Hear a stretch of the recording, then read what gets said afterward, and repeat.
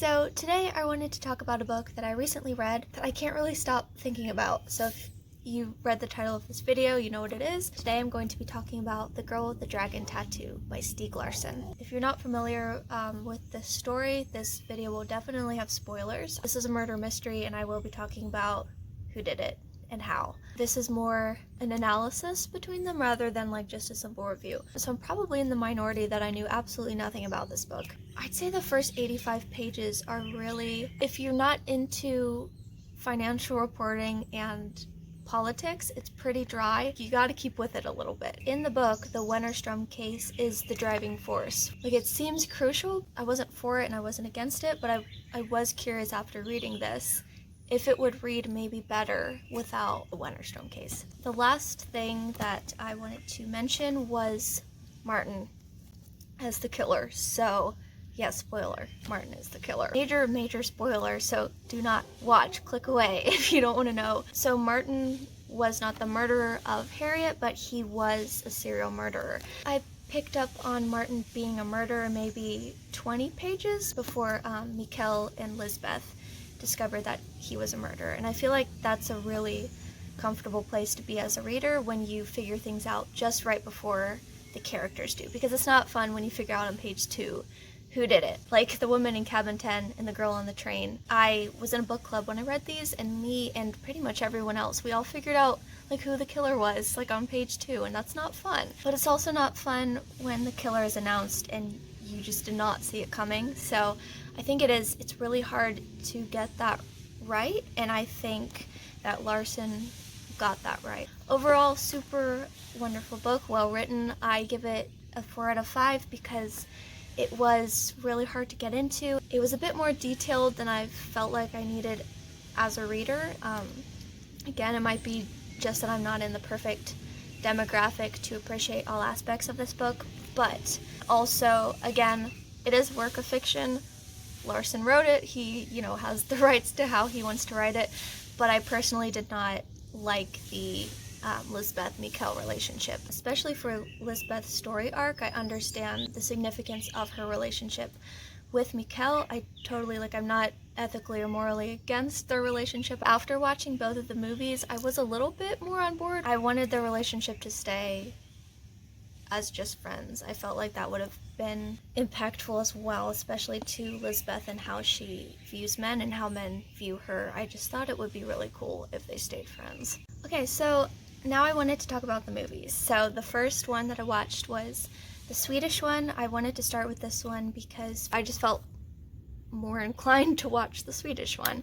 I also love listening to Swedish. I figured it would probably be more accurate to the story, considering that the book is originally Swedish. The first thing, the town of Hedestad, especially the Wenger mansion, was not how I pictured it. I pictured everything in the book so small and so quaint and tiny. This was in the American one too. I was surprised with the magnitude of the town. There is no relationship in the Swedish version with Mikkel and Erika, who he works with, or Mikkel and Cecilia, and I actually liked this. I'm not super on board with the Lisbeth and Mikkel relationship, but I was more on board with it when Mikkel wasn't also having romances with like 3 other women. Oh, so something that was in the Swedish and the American one is we get more background on Lisbeth and her childhood. I did think this was good because it personified Lisbeth a bit more.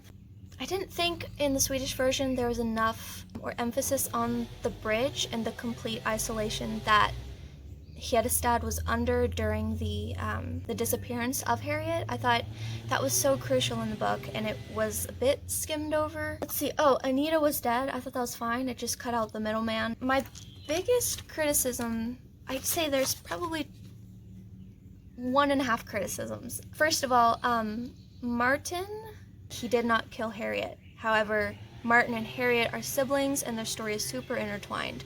But I felt like Martin's storyline and Harriet's storyline had no intersection, which felt a bit jarring. Like, it felt like we ended one movie when Martin was caught and then we started another movie when Harriet was being discovered. And in the book, that was so, like, it overlapped so much, and I think that's what kept the momentum of the book, and I did feel like that lacked a little bit in the movie, but just a little bit. Because there was no overlap, there was no problem with having the police discover Martin's chamber, because the book is so much about the morality of telling the police about Martin, knowing that everyone's going to find out about the horrors that Harriet lived through and the reason why she ran away to escape these horrors. Okay, it's getting really hot. I'm gonna move.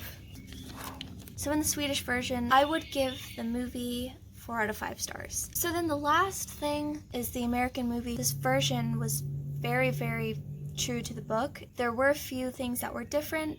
There was no jail time in the movie. I was fine with this. I thought the story worked completely fine, if not better, without that weird 3-month period that's in the middle of the book when Mikael is in jail. Lisbeth's background for needing a guardian was better explained than in the Swedish one. Again, I think it also has to do with, in the American one, the actress that plays Lisbeth looked a lot younger, so it made a bit more sense. Lisbeth is 24, but she looks like a child, and that is a super huge part of the plot because she's never taken seriously because she looks like a kid. I was very glad that Lisbeth got her world travel scene in the end of the American one because she didn't really get one in the Swedish one. So the last thing that I have to say is really just the character Lisbeth and how she is portrayed in the book as well as both of the movies. Her integrity was very well defined and very well established. So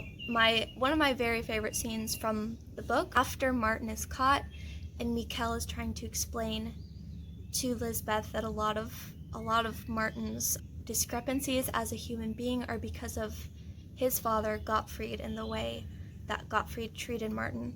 And I love how Lisbeth is just like, no, that's not okay. We're not going to just make him a victim and pass him off as, you know, someone that was victimized by his father. He was an adult.